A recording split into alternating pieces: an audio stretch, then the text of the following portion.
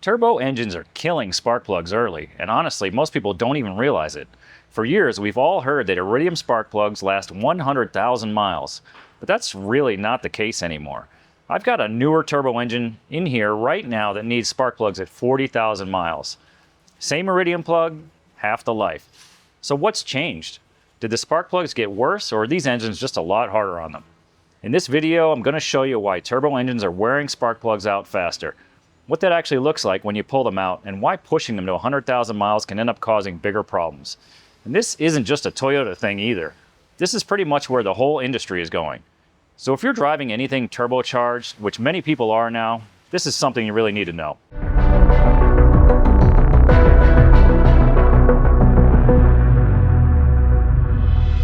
Today we're working on this 2023 Toyota Tundra. It's the twin turbo iForce V6, and it's also made it up to the hybrid drive system on here. So we need to get some access to these spark plugs. I want to pull some out, show you what they look like at 40,000 miles. This vehicle is a few hundred miles away from that interval, and Toyota's recommending this service here at 40,000 miles. So we're going to have just about a good glimpse of what these look like at 40K and why Toyota's recommending them. One of the problems with modern engine design is they're trying to squeeze a lot of power and fuel economy out of smaller and smaller engines. So we see designs like this where we got twin turbo, intercooled engines. There's stuff stacked in everywhere. There's a lot of cylinder pressures inside the engine due to the turbos compressing the air and pumping it into the engine. And all this extra pressure and extra heat causes these spark plugs to wear out a little bit sooner than normal.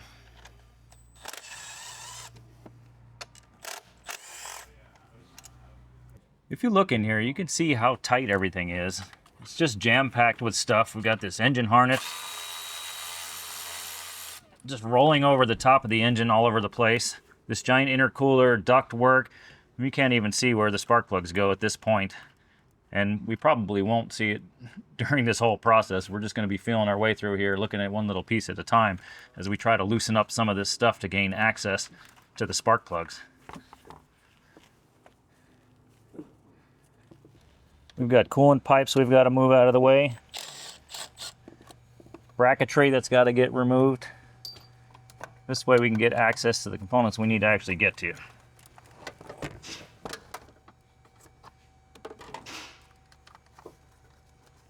I'm going to disconnect all of these electrical plugs that are giving me a little bit of extra room in this harness. We're not going to be able to take this all the way out. I've just got to create enough room where I can get my hands underneath and get to the parts I need to get to. So I'm just unplugging sensors that have some tension on them in this area so I can lift this harness up a bit.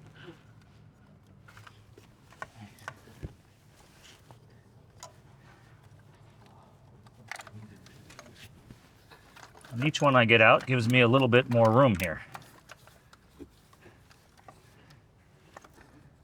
With this up a little bit, I can get my hands underneath the harness and actually disconnect all the ignition coils on it.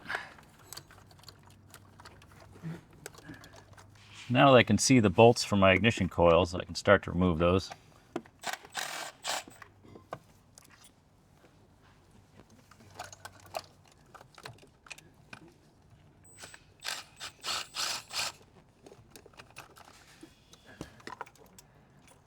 It is kind of interesting how long these bolts are.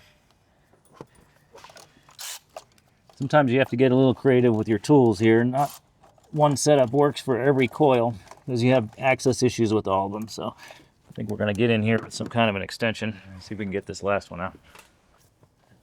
I'm going to come in here with a long extension and a swivel socket. See if I can get underneath this big bulk connector.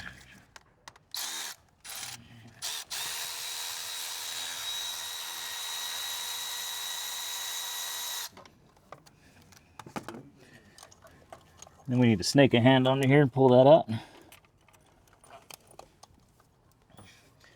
And this is kind of the way modern cars work. Everything is layered in there. There's lots of extra parts in there, extra sensors, extra hoses, all kinds of stuff. Sometimes we're just feeling our way around under the hood versus having complete unfettered access to all the components under here. You can see I've got a coil out now.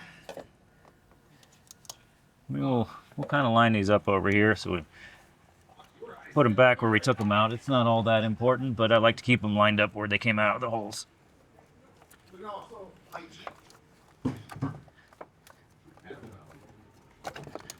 Number 2. And the third one here is in the back. I've got another little bracket in the way I'm going to remove.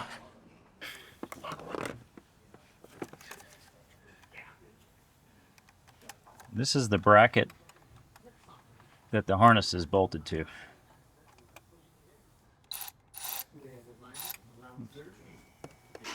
That was not the one.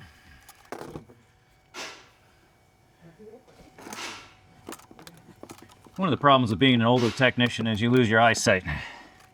They put these darn sizes so small in the sockets, I can't read what they say anymore. Yeah, so it breaks down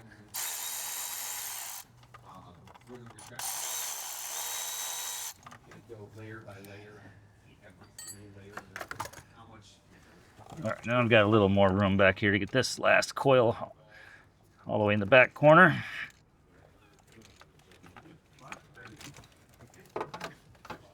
All right, so we got all 3 coils out, and you can see I still haven't even removed this at all. It's still in my way, still annoying me, but there's enough room here where you can actually get to these spark plugs. Now I've got some of these cool new Vim sockets I bought. I'm going to give a few of them a try here and see which ones work best in which holes. We're trying to access a 14 millimeter spark plug size.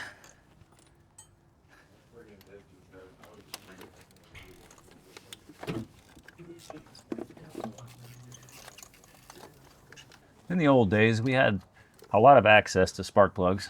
There were a few cars out there that were a little tricky, but most of them were fairly straightforward to get to. And as the years went by, kept requiring us to buy more and more tools. That's why I've got this new spark plug set socket I bought, and we've got these things like locking extensions. They just make the job easier because we have all these access issues with all these parts I mentioned in the way.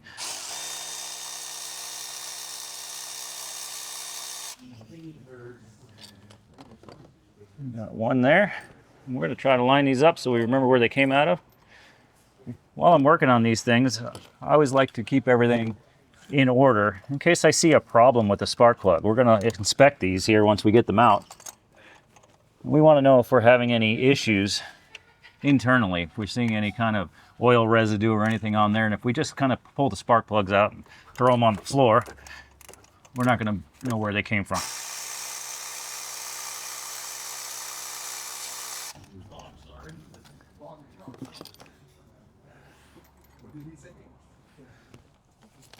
I don't think I'm going to be able to get this one in the back hole, but we can try. Thinking we're going to need to use the swivel.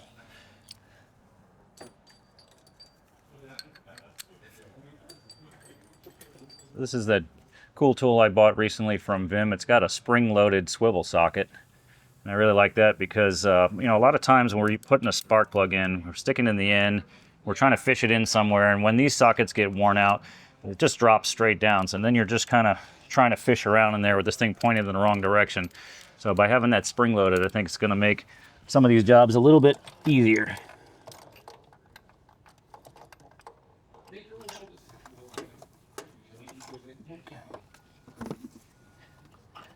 Fish this out of here.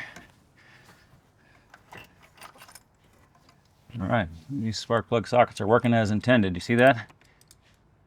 Then it returns to an angle where we can actually use it.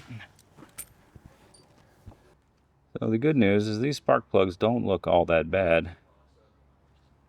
But what we're really looking at here is this fine iridium electrode here. There's 2 of them, one on this top electrode and one down the center. We're just looking for any wear on them. What's common is that the spark will jump from square edge to square edge. And you see how they've got this little tab basically welded to the electrode on top.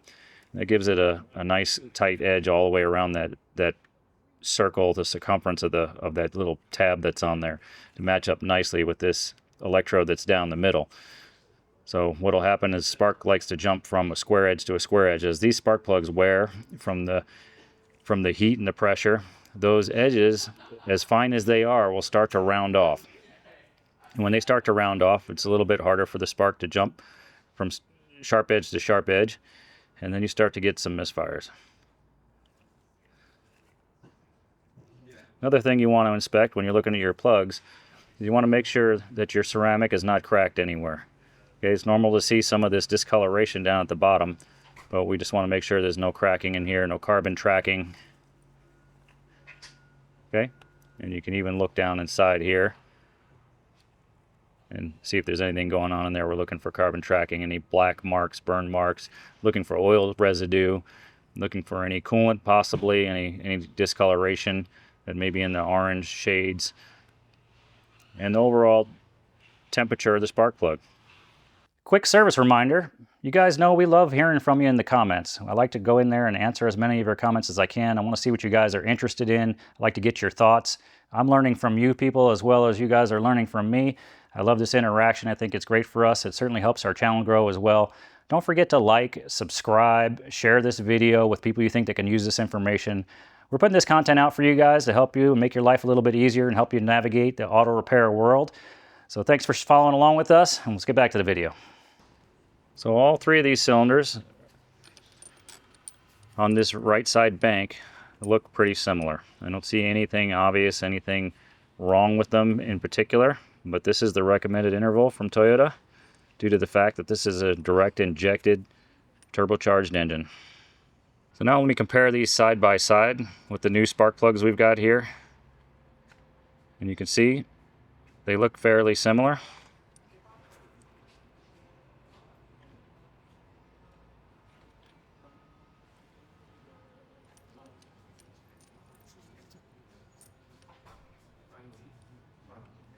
You can see these part numbers match up. All right. So the next thing I want to do here is I want to look at the gap on these old spark plugs first. Keep in mind these aren't the most accurate spark plug gapping tools. You may be better off with a feeler gauge or something, but just for the purpose that we're trying to get here, we're trying to see if we're somewhere close to that 28 thousandths of an inch gap is what these are supposed to be at, and I think it's not more than 35. So when I'm looking here, we're sitting right around 26 thousandths of an inch, I believe. My eyesight is not failing me, so that's good. Let's check a couple more here. Same there. And the same here. Now the interesting part is that these spark plugs actually have a maximum gap on there of 35 thousandths, which is a little bit of a departure from the actual spec on here. Let's see what these new spark plugs are gapped at. Now you want to be careful. Most iridium spark plugs aren't supposed to be gappable. You're not supposed to go in here and change them. You're supposed to come from the factory pre-gapped, and you can see this one is. So we're right there, same thing, about 26 thousandths of an inch on these. And you want to be real careful on these electrodes. We don't want to do any damage to them. So just gently putting it in there and seeing where it lays. Now it's always important to check your spark plug gap. I understand these are pre-gapped and they should be perfect out of the box, but we know things happen. People drop things, accidents happen, whatever, however you want to call it. And I've got a funny story here, a little example of, I was having an argument with a guy about checking your gap on your spark plug before you put them in. We understand we shouldn't have to adjust it, but we want to check it just to make sure it's meeting the factory specifications before we stick it in the engine. And he was telling me, no, they're pre-gapped. I shouldn't have to do that at all. I never gap them. And I said, okay, your job, you do what you want. And at this time I was, just a technician, not the boss. And I kid you not, that exact car, somebody must have dropped the spark plug. The two electrodes were touching each other. And no sooner than he tried to start the car did he have a dead misfire in it, and he had to pull it back apart. First he had to identify which cylinder it was, and then he had to pull it back apart and fix his gap on a spark plug. It's one of those things, kind of a lesson that stood with me for many decades afterwards, but I always check my gap for that reason. I don't want to have any issues, and it's just a good practice to know that what you're putting in there is meeting the specification from the factory. Before I put spark plugs in, I'm a bit of a creature of habit. I like to put a little dab of anti-seize thread compound on the threads of the spark plugs before I put it in. There are a lot of manufacturers out there now that are telling you not to do that. It affects the torque of the spark plug and those things. But maybe I'm just an old bat here, but I just prefer the security of knowing that I put a little dab of that stuff in there, and there's no chance those are going to get seized in there down the road. Now, on an interval like this, where we only got 40,000 miles between services, probably not going to be an issue at all. But in the older days, when we talked about 100,000 mile spark plugs, we used to leave them in there for many years. They could be inside that engine for a decade. And if you live in an area where you're a high rust climate, sometimes these spark plugs, they just don't come out. You know, we've had, Ford's had a whole rash of problems pulling the spark plugs out or breaking off inside the engine, depending on the year range of those vehicles. And a lot of other cars as well, when you go to take those spark plugs out after a decade, they start to pull the threads, the aluminum threads of the cylinder head out with the spark plug. Now we're looking at making a cylinder head repair to it, possibly in the car, possibly removing the cylinder head and sending it out to a machine shop to have it repaired properly. So this is just one example here of some things that can happen. With shorter intervals, you don't see it that much. With low rust climates like we are here in the desert Southwest, we really don't see that very often. But sometimes these cars are going somewhere else when we're done working on them. This, you know, the car might be working its way up to Minnesota somewhere where they've got a high likelihood of some rust and some corrosion, and we want to make sure that vehicle is prepared for that climate regardless of where they are now. It's really important when I'm working with the NECs, we don't get it on the ceramic anywhere. This stuff is conductive. So I just really take a very small dab. I put it right on the tip of the thread here. That's about all I want. That's plenty.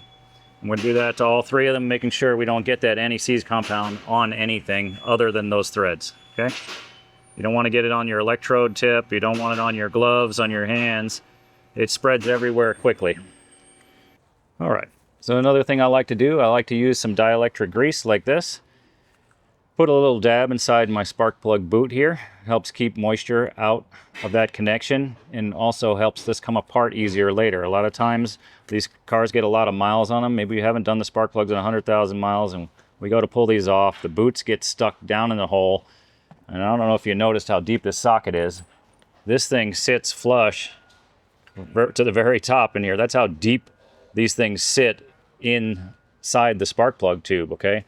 So if you lose a piece of rubber in there because it's seized on the plug, it's not quite so easy to get out. Of course, there's some tricks for that, but why bother if we can just put a little bit of grease on the tip of the boot, give it a little twist when we pull it out, hopefully in another 40,000 miles, a twist and a pull, and this thing comes back out as easy as it did the first time.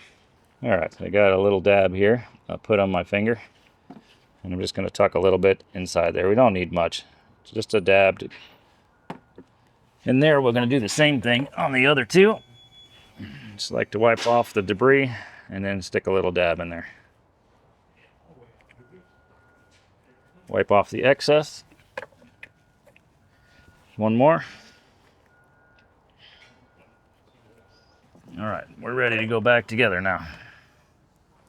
We're going to start fishing these spark plugs back in the way we took it apart. I'm going in this back cylinder first. Now you can see I've got that in there. I was talking about the dangle again. We don't want this falling out at all. These magnetic sockets are doing their job. And we're just gonna slowly snake this back into that hole. Nice and gentle. We don't want to drop. The weight of the tool in there can actually bend the electrode, so we don't want to drop it in the hole. We want to place it in there gently. Make sure we catch the threads by hand. I'm actually just going to run this all the way in by hand, and then we're going to use a torque wrench to tighten it up. If you guys have seen my torque wrench video, you know I like this torque wrench I bought not too long ago. The only thing I don't like is I don't like to keep the batteries in it. I don't want them to leak and corrode my tool. And I also don't want them to go dead prematurely, so I always take them out after I use it. So it takes you, an extra 30 seconds or so to prep your tool. But I just prefer to have my tool working properly when I need it.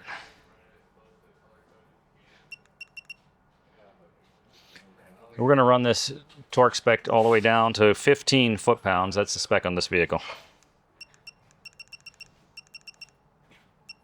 There you have it, 15. I'm just going to support the head over here. Try to keep this angle nice, and then we'll slowly torque it down.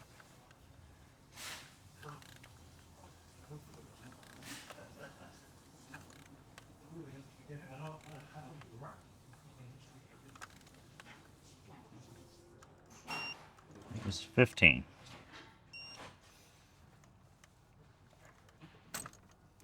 Okay. Pull our socket out. And then I'm going to move to the next one.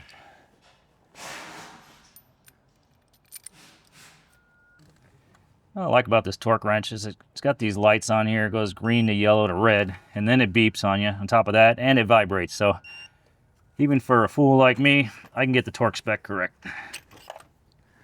Put this last one in.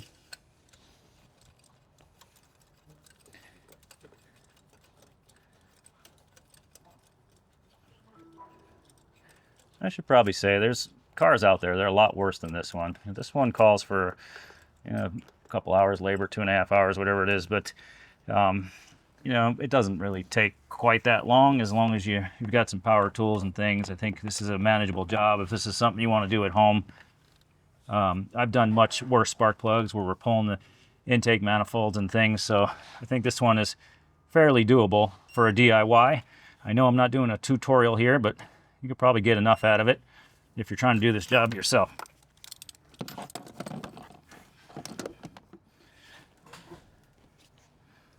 All right, so now I've got all of those spark plugs installed and torqued, and I've got my ignition coils cleaned and lubed, a little bit of dielectric grease, and they're going to go back in the holes here. I told you I kind of kept them in order as I took them out. There's one. We'll go 2 over here. It doesn't matter which ignition coil you put in which cylinder, but I just like to keep them in order. Maybe just a bad habit, I guess. I usually give those a little twist as I seat them on the plugs, and the ignition coil should sit flush on the valve cover mounting spot, okay? If not, you might need to give it another little push down. You want to make sure it's seated all the way on the spark plug. Let's put this back one in. This one was the trickier one.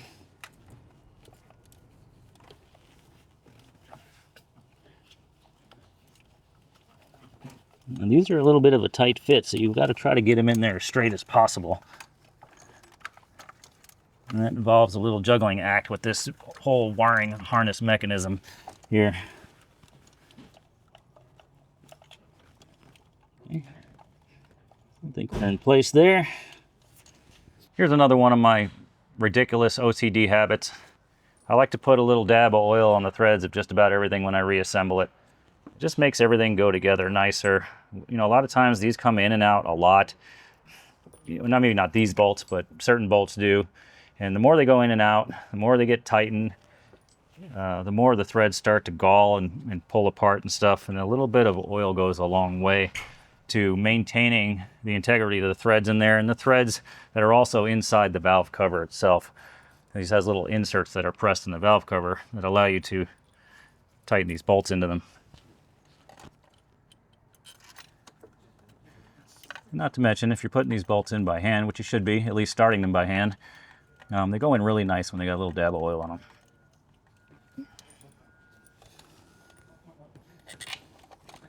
I'm not a fan of fighting what I'm working on.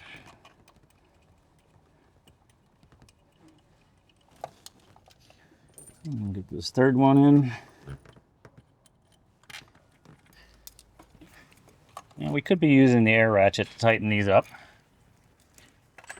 But I'm kind of old school. I like to tighten some things by hand, especially when they're small bolts like this, because these air ratchets, or electric ratchets I should say, have a tendency to maybe over tighten some things when they hit the end. So for me, I know these bolts are not very tight. There's a torque spec on them, but it's not all that critical. But I like to feel this by hand instead of letting my ratchet go in and over tighten these things. Like I said before, we want these to come out nicely the next time they have to come out. We already know this interval is going to be every 40,000 miles. This will be happening quite a bit on this truck because we would hope this thing will last 500,000 miles. Which probably brings me to my next point. What the heck is going on with these engines? You know, a while back I did a little short video about these Toyota engines, specifically the 22 and 23 models originally when the problem started. They were having engine failures on these. And, you know, they recalled over 110, 120,000, whatever it is, of these engines in everything except for the hybrid drive. Okay, so this vehicle has hybrid in here, and this particular engine didn't get the recall. Now, the weird thing is, this has got, that hurt, this has got the same engine in it that the non-hybrid version has. I think it's made in the same factory, so subject to the same failures and same problems. And from what I understand, the only reason that Toyota didn't recall this engine is because it has the electric motor generator, which will allow you motive force in the event your engine should lock up. So, in my opinion, that's kind of a terrible reason not to recall an engine, but I kind of have this sneaky suspicion that at some point Toyota is going to recall this also. I know they got a lot of vehicles they got to get through. They're putting brand new engine, brand new turbos. They really stepped up to the plate to remedy this problem, make sure nobody else has this issue. But I think they put this one on the back burner for a while, knowing that it's not going to be a safety concern for the operator. Now, if you look back here, you notice I unplugged some things. I've obviously got this rear coil unplugged. I've got this rear sensor unplugged to the back of the valve cover. We've got another coil here. I've got another connector over here. So we want to just make sure that whatever we unplugged, all these loose ones, sometimes it doesn't hurt just to count them, right? You say, okay, I've got 2 over here and I've got 2 over here. So out of this little bulkhead, I've got 4 connectors popping on. I want to make sure they all go back in. I don't want to have a problem with this thing not running right or check engine light after I just do this maintenance service on it. So I'm going to get in here and start my way in the back, knowing I've got 4 plugs that need to go in. Line them up till they click. Make sure they're seated all the way. I hope you can hear them clicking in the video here. I'm going to plug this one back in. Click. Another coil, the middle coil. Click. Okay. You see here we've got this little vacuum line we've got to plug back in. I'm using this little Matco universal socket, 10 millimeter. This one's actually in a 12 point, which is pretty rare for these. And many decades ago, I ordered these in a 12 point because they give you a little bit better access than a 6 point does. The trade-off is the stripping strength of it, right? So with a 6 point, is a little less chance of stripping than a 12 point, but with most of this 1/4 inch drive stuff, they're not very tight anyway, so you don't really have to worry about that. You noticed I unplugged a bunch of sensors in here, and there's no problem with doing that, but you want to make sure the ignition is off. So if you, for some reason, leave your ignition on, which you really shouldn't be doing while you're working on a hybrid anyway, you have a possibility or high likelihood of setting a bunch of fault codes, trouble codes. Even though you've reconnected everything, you're going to have a check engine light on when you're done. So just important to remember, you can kind of unplug just about any of this stuff without a problem, as long as you get it plugged back in before you turn the ignition back on. The computer's pretty good at picking up these faults. I'm putting there's a little hose here that goes on a nipple on the valve cover. And then I'm working my way to this junction over here where we've got a couple more bolts going to hold it in place. I took a couple more sensors off over here to give me some slack. This is something else I should talk about. When you're working around electrical wiring, okay, and you have to just pull something out of the way, you want to be extra careful. If you start tugging too hard on these sensors, you could pull the wiring apart inside the insulation even is possible. I've seen that happen. So wires actually pull apart inside the insulation. Insulation doesn't break. That makes it a nightmare to find.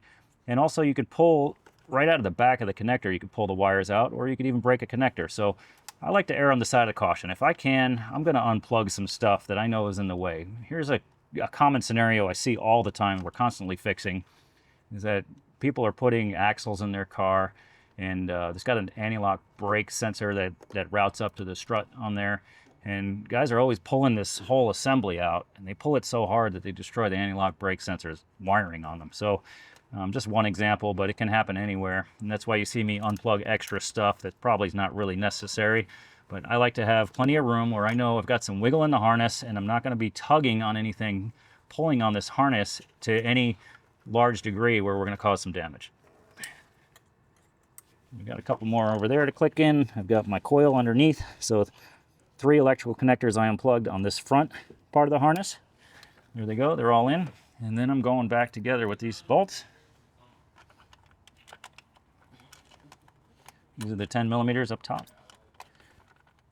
I'll bolt this harness down.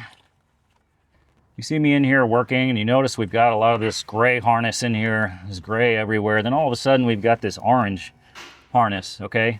Well, the loom on this harness is orange for a reason. This is the inverter here. And the inverter is high voltage, okay? So this is heading itself back to the battery, down to the electric motor generator assembly. And everything in here is either high voltage or AC voltage. And you want to be real careful you don't get involved in any of this. We don't want to cut into any wiring. Now you can see I'm touching all this. I'm not getting electrocuted. I'm not going to die, but in here, you need to understand there's some things you shouldn't be touching. That's why they put them in orange. This coolant pipe bracket is the one that has the small bolt on it. That's the 8mm on it. I just threaded that in by hand. Go ahead and run this down. 2 of these on top, and then a little 8mm on the coolant pipe.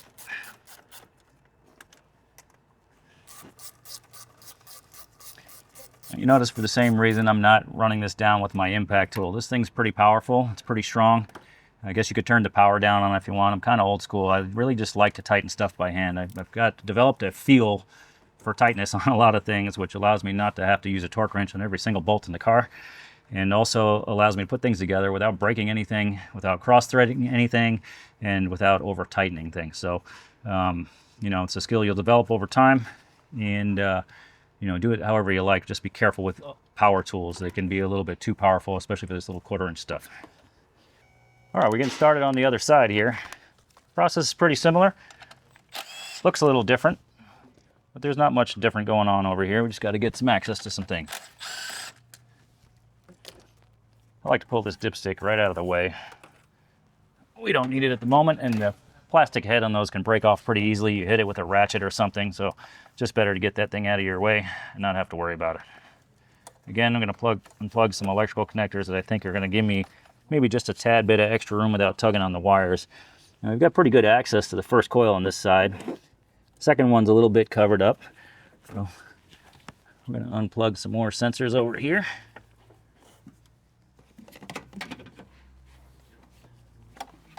There's one. Another one here. Got a little solenoid in the back that's got to get out of the way. Unplug that. So this valve is in your way. We're going to need to move this. So this connector is a little stuck on here. Sometimes you need to give a little persuasion. I like to sometimes depress that valve and then push from underneath it.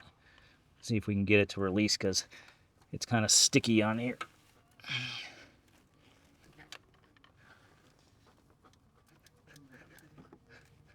Okay, it's not coming. So now if you get a situation like this where it's just not coming off, sometimes the best thing to do is just get a pick underneath the lock tab. I'll be using something like this. I just want to put it underneath the connector here where I know the lock tab is. If I see if I can get it in at this angle. If not, I'm going to have to try a different one. Release that from underneath.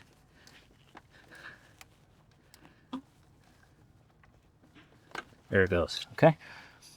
So you can see this lock tab. I'm trying to push this in, depress this button. When I depress the back of this, it's supposed to lift the front end up. Okay, but what happens a lot of times is that piece of tab right there gets stuck. So I'll take my pick and I come right up in under here, and I can actually just pry this up. It does the same thing as pressing the button, okay, but it actually allows me to lift it far enough to release the locking mechanism on it.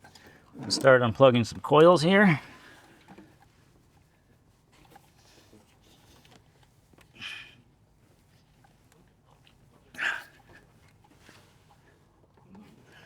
All right, same issue on this coil back here. Just doesn't want to release. Press a little bit harder here. There we go. All right. One ugga dugga. There's two. I'll get to this back coil over here. 3. All right, just need a little more room here. I'm just gonna pop this hose off of this valve, and I'm gonna try to drop it down out of the way here.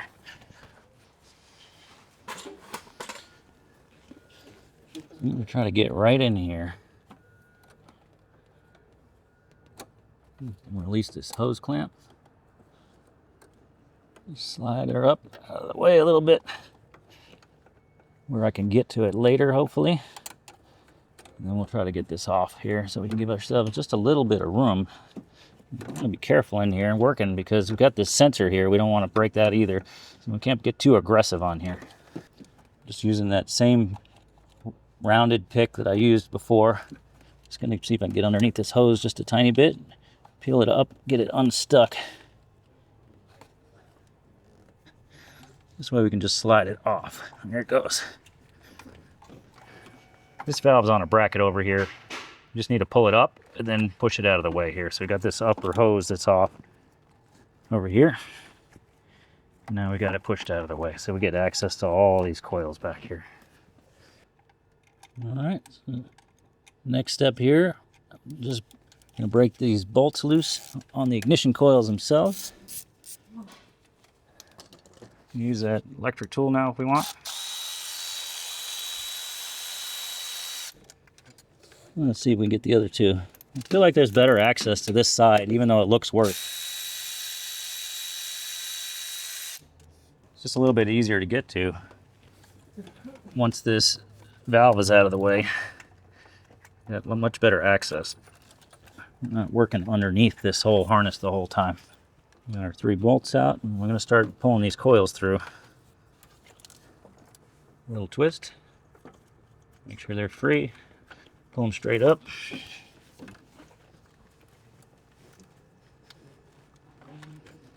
Okay, there's the back one. See if we can get this middle one up. All right. Oh, looks like I've got a little bit of a clearance issue here with this sensor.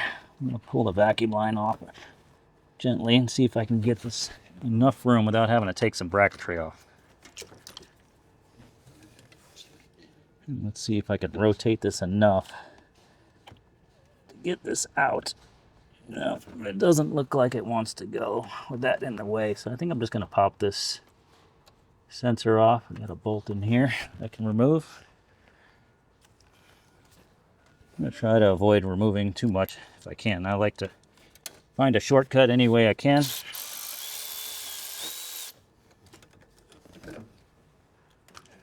There's our sensor. And it's got one bolt on one ear right there, so that's what I pulled off, the one vacuum line and one bolt. Now I've got access here to pull this coil out, I hope. It is tight. It's laughing at me right now, saying, no, don't you shortcut me. So, looks like we're gonna go pull the bracket off too. Yeah, you try some things. Sometimes they work, sometimes they don't. Some days you're the bug, some days you're the windshield. Now we can lift this harness up a little further, that helps. It now slides right out. All right, if you're doing this at home, just take the bracket off. Here's number 2. Here's number 3.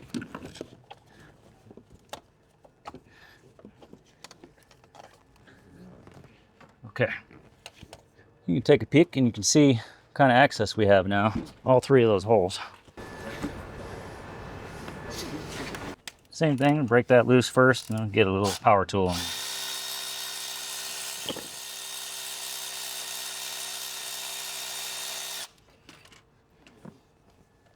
A little tip for you guys, if you're doing spark plugs for some reason, pulling them out and you plan to put them back in, I really don't recommend power tools at all.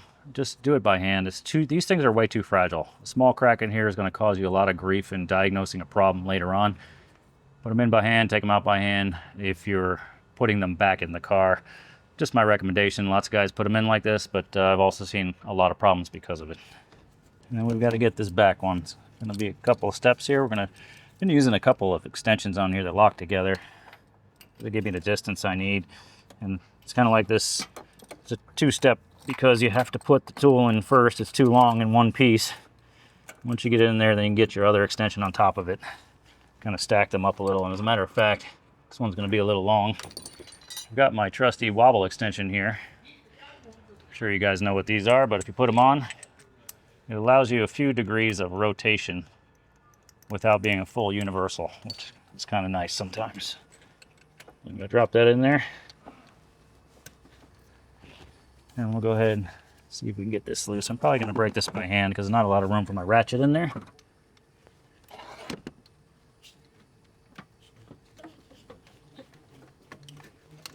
There we go. Hopefully I'll get this loose enough and I can spin it out the rest of the way by hand. And you can really tell sometimes when you're working on these the heat that's generated in certain cylinders, because they seem to get stuck more. You know, like this back plug on this side, it's clearly got a little bit of heat buildup because it doesn't come out quite as freely as some of the other ones did on there. So just something to note, you know, there's a lot of heat generated by the firewall that's not necessarily so obvious at the front of an engine.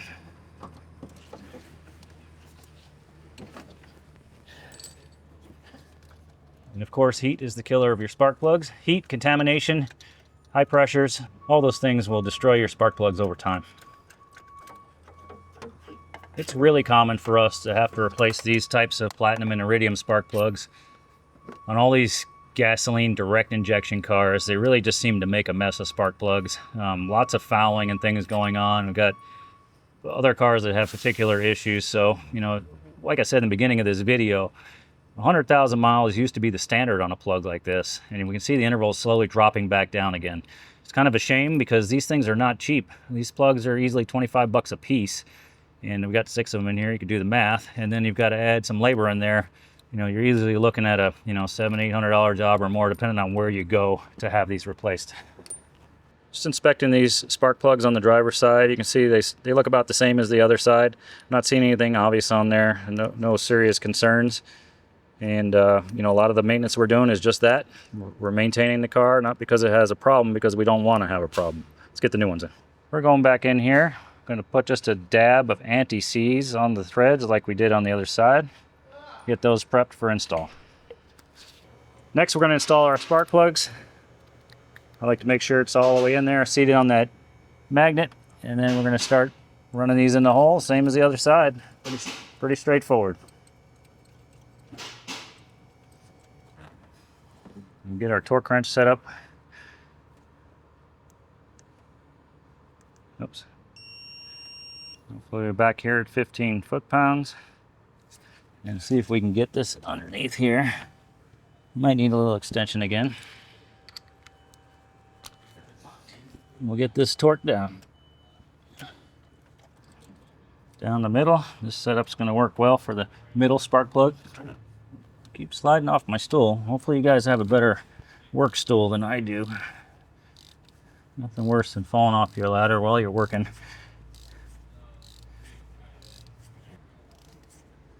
They're yellow and red. Perfect.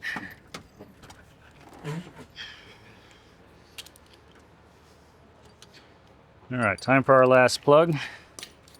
This is the back hole.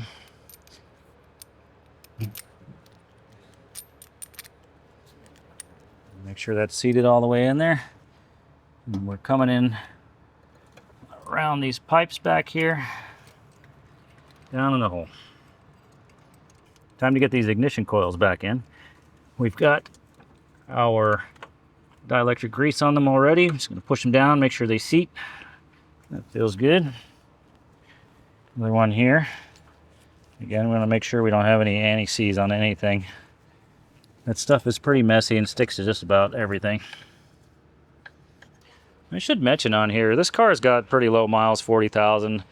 But if you were doing this at 120,000 miles or more, there's something you need to be careful of. These spark plug tubes have seals at the top of the valve cover, or sometimes some of these tubes are sealed at the bottom of the tube, depending on the car and the manufacturer. And what you want to do is you want to make sure you absolutely have dry spark plug boots. We don't want to see any oil on these. If you have any bit of oil on here, I don't care if it's just droplets on there, you've got some kind of problem you need to investigate, okay? There should be no moisture in these tubes. There should be no oil in these tubes. If you pull them out and you got a swollen boot, obviously you're going to need to replace either the boot or the entire coil, depending on the car. But it's one of the important inspections you need to do anytime you're doing spark plugs that go down the center of the valve cover like this. Make sure you're inspecting for oil contaminants in there. All right, all 3 of those are snug. Plug my coils back in now, if I can. Well, you know, maybe I need to get our harness back in place before I do that. Give me a little extra room. I'm gonna put this bracket back in next.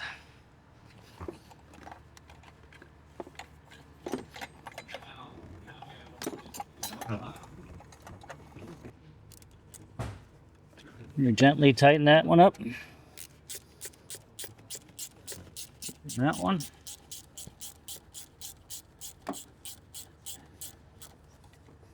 All right. Now I'm going to plug my coils back in. My harness is a little bit lower and I'm not going to stretch it all on my harness.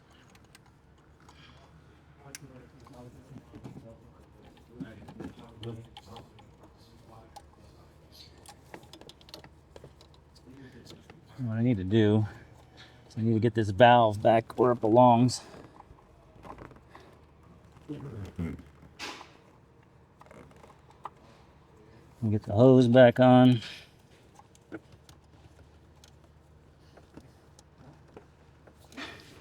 Lamp back on.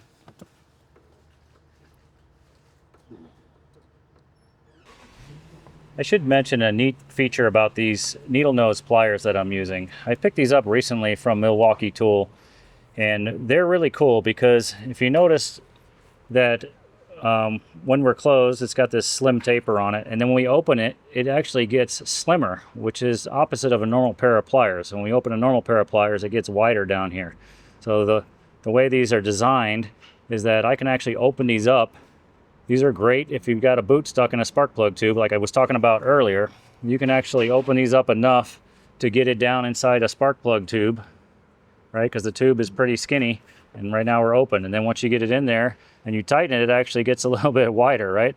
So it's kind of a unique design on these pliers, and I hadn't really seen anything like it in the past. And I seem to have solved a problem that other manufacturers haven't yet. So pretty interesting if you want to check out these Milwaukee needle nose pliers. Okay, plugging my valve back in, putting the vacuum line back on my sensor, and plugging my sensor back in. And last but not least, I'm going to plug this middle coil in. I've got great access to that here with everything still in the way.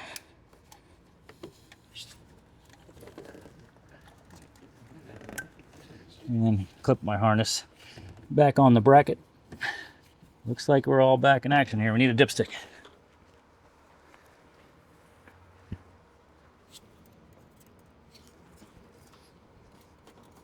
Wipe that back off and put it back where it belongs.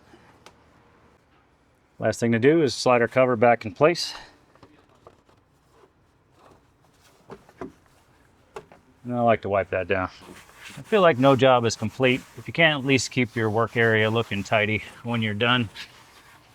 Come over there and get that side. Don't leave a mess under the hood. Nobody likes that. Final step here. I'm just going to fire this up, make sure it runs on all 6 cylinders and we don't have any malfunction lights.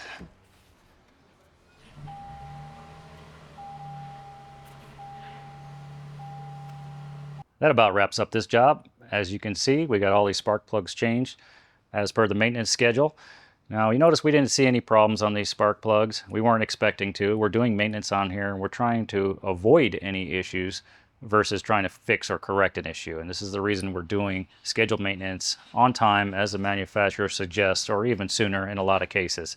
We don't want to wait until these things start misfiring, setting misfiring codes, start fouling out and all those types of things. This is important when you've got a car that makes this kind of power.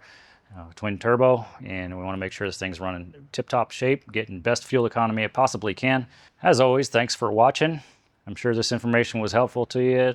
I think you found it pretty interesting. We've got lots of great content for you. Make sure you like, subscribe to the channel, and all those good things. We'll see you in the next one.